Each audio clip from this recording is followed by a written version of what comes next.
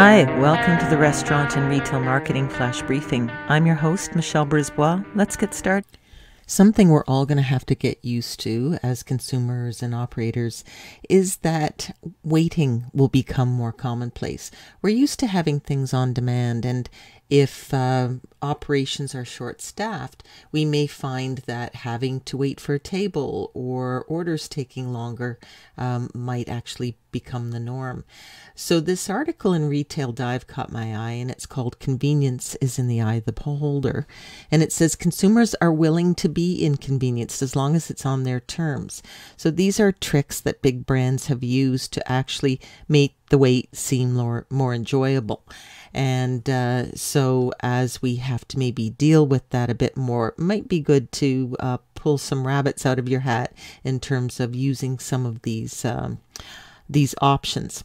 So, it goes on to say, beyond our everyday purchases, 50% of their survey respondents want physical stores, physical restaurants and whatnot, despite assuming that people just want to shop online or have takeout.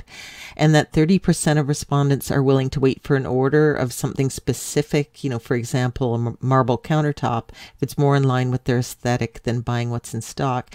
And so the study shows that consumers have a far more elastic sense of time than we give them credit for.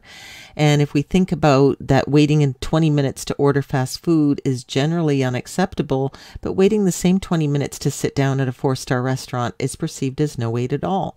And there's actually science to support this. And this is MIT professor Richard Larson.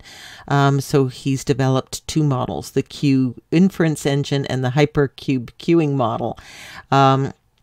And he says the key is to make time elastic and reduce frustration and what he calls queue or lineup rage.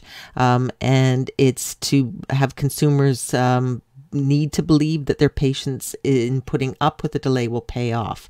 And so there's some sort of trade-off. And they highlight Disney using cutback style rope lines to make consumers think they're closer to entering a ride than they are. Cost it out. If you can give people waiting a little longer for a table, maybe a little splash of sparkling or Prosecco, that little splash of Prosecco might cost you 50 cents. And what you get back in terms of your customer being delighted that they actually have something to do while they're waiting, a bowl of nuts or something like that, or guacamole. Just cost out the plus minus of giving them a little something for free if they have to wait longer than 10-15 minutes versus the angst. Might be well worth your while. Talk to you tomorrow.